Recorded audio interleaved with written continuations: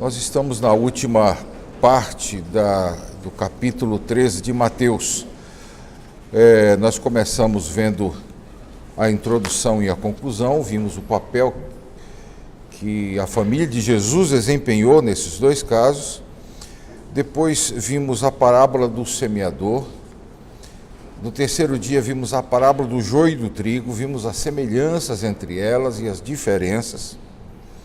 Depois nós vimos porque Jesus falou por parábolas, e eu lembro que eu enfatizei aos irmãos de que o Senhor Jesus, apesar de não ter duas palavras, ele dirigia-se às multidões de uma forma e aos seus discípulos de outra. E finalizando, nós temos a partir do versículo 44, 4 parábolas pequenas, mas extremamente profundas. 13 e 44 de Mateus. O reino dos céus é semelhante a um tesouro oculto no campo, o qual certo homem, tendo-o achado, escondeu, e transbordante de alegria vai e vende tudo o que tem e compra aquele campo. O reino dos céus é também semelhante a um que negocia e procura boas pérolas, e tendo achado uma pérola de grande valor, vende tudo o que possui e a compra. O reino dos céus é ainda semelhante a uma rede, que lançada ao mar recolhe peixes de toda espécie. E quando já está cheia, os pescadores arrastam-na para a praia e, assentados, escolhe os bons para os cestos e os ruins deitam fora.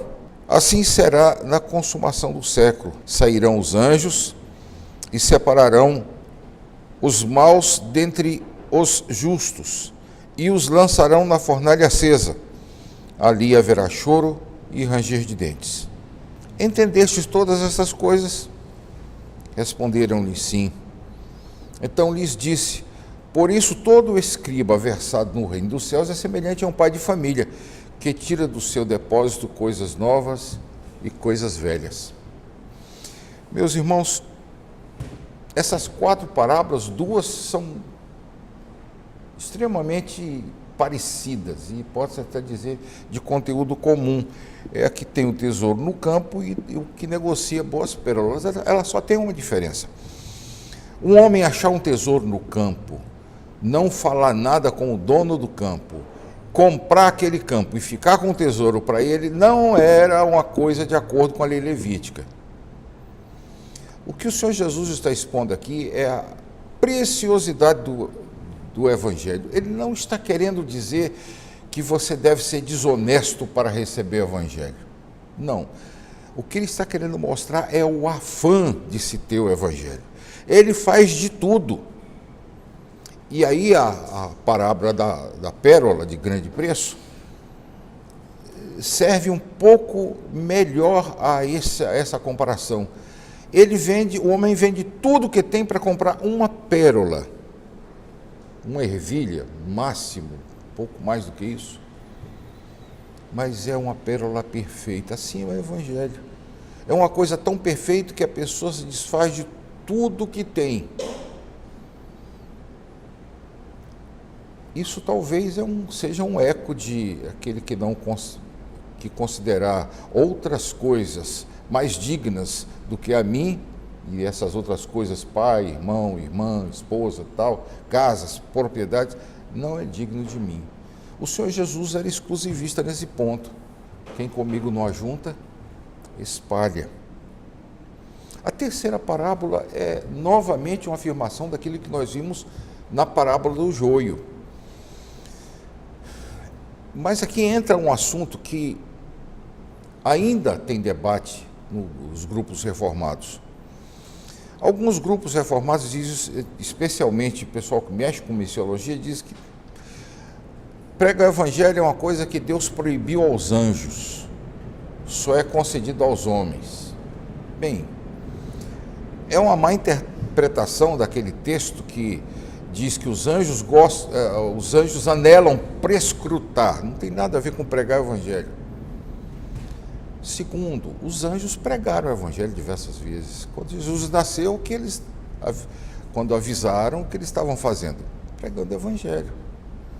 Quando o anjo apareceu para Maria e deu a notícia de que o Senhor havia ressuscitado e que ela deveria avisar aos outros o que ele estava fazendo, pregar o Evangelho.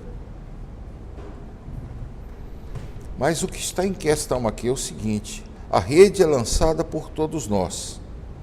Quando já está cheia, os pescadores arrastam para a praia e, assentados, escolhem os bons para os cestos e os ruins deitam fora. É meio difícil para nós hoje, porque peixe caiu na rede é peixe, como se costuma dizer. Mas os judeus não comiam crustáceos, não comiam camarão, não comiam lagosta. Mas isso não é peixe. Tá, mas eles não comiam peixe de couro também. Se viesse na rede algum peixe de couro, era jogado fora ou devolvido. Ficavam apenas com peixe de escamas. Mas ele diz no versículo 49 que isso é uma atribuição dos anjos, como ele disse na parábola do joio. Os anjos, no último dia, separarão as pessoas más e os que causam escândalos. E, finalmente, a última parábola, que é talvez a mais interessante para nós do seminário. Aqui nós não aprendemos só coisas novas, aprendemos coisas antigas. Irmãos, ninguém inventou a roda. Se você vai a um comentarista moderno, pode ter certeza que antes dele escrever, ele pesquisou todos os comentaristas anteriores. Há um comentarista muito interessante que escreveu um livro sobre as parábolas de Lucas. Antes de ter esse título, ele tinha o título A Poesia e o Camponês, que ele cita alguns comentaristas da Bíblia, não exatamente comentaristas sistemáticos como nós temos hoje, mas pessoas que viveram 200 anos ou 100 anos depois de Cristo e escreveram em árabe. A explicação disso, a explicação daquilo. Uma que nunca saiu da minha cabeça é que provavelmente quando Jesus encontrou a pecadora na casa de Simão, e ele estava voltando do encontro com a mulher samaritana, estava voltando de Samaria, é provável que a pecadora da casa de Simão soubesse o que ele tinha feito. Isso é aventado por um árabe 100 e poucos anos depois de Jesus. Reparem, é uma contínua. Dr. Van Groningen, quando nos dava aula aqui, costumava dizer: vocês terão a oportunidade de subir nos meus ombros e olhar mais alto do que eu. Só espero que não chutem o meu pescoço, é o que ele dizia. Mas façam isso porque eu já fiz nos meus professores antigos. E ele estava falando de Cornélio do Antigo, que foi professor dele. E assim por diante. Todo escriba versado no reino dos céus é semelhante a um pai de família que tira do seu depósito coisas novas e coisas velhas. Sejamos versados no reino dos céus, estudando as coisas velhas que os nossos antigos deixaram e que acabaram ficando em nosso depósito.